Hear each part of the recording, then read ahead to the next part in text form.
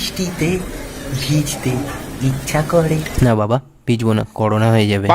আমফানের মতো নাকি একটা ঝড় আসছে যার নাম জস। এই জস কিরকম কি প্রভাব ফেলতে পারে সব কিছুই আমি ভিডিওর মাধ্যমে দেখিয়ে দেবো।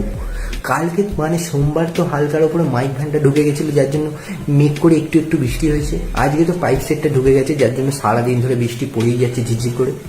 কালকে পুরো প্রসেশনটা ঢুকে যাবে দুপুরের মধ্যে। সেই সব কিছুই দৃশ্য আমি ভিডিওর মাধ্যমে দেখিয়ে দেবো, তো নো চাপ।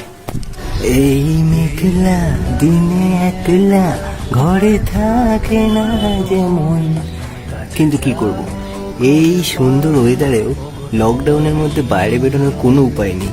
এই মেঘলা দিনে একলা ঘরে থাকে না তো মন, কাছে যাব কবে পাবো ওগো তোমার। দেখতে পাচ্ছ ঝিরিঝিরি করে বৃষ্টি পড়ছে এবং মেঘটা সুন্দরভাবে করে আছে, মানে পাইপ সেট পুরোপুরি ঢুকে গেছে আর বাদ বাকি প্রসেশন খুব তাড়াতাড়ি আসছে। বাবা গো,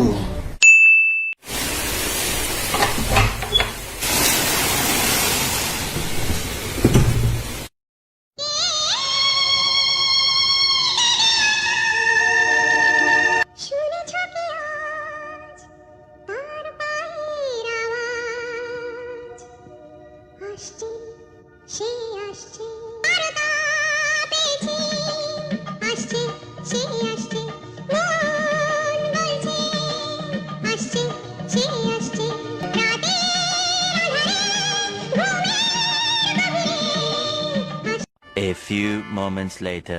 কাল পাইপ সেটটা ঢুকে গেছিল, সেই জন্য কত সুন্দর ভিডিও করলাম। ভাবলাম আজকে পুরো প্রসেশনটা ঢুকবে, কিন্তু না, সকাল গড়িয়ে রাত হয়ে গেল, প্রসেশন পাশ কাটিয়ে বেরিয়ে চলে গেল, ঝড় এলোই না। ঝড় নেই তো দেখাবোটা কি? ঝড় শেষ, ভিডিও শেষ। ভিডিও শেষে ডিসক্লেমারটা দিচ্ছি, ঝড়ে অনেকের অনেক ক্ষতি হয়েছে, সেটা আমি জানি। এই পুরো ভিডিওটাই মজার জন্য বানিয়েছি, কেউ সিরিয়াসলি নেবে না প্লিজ।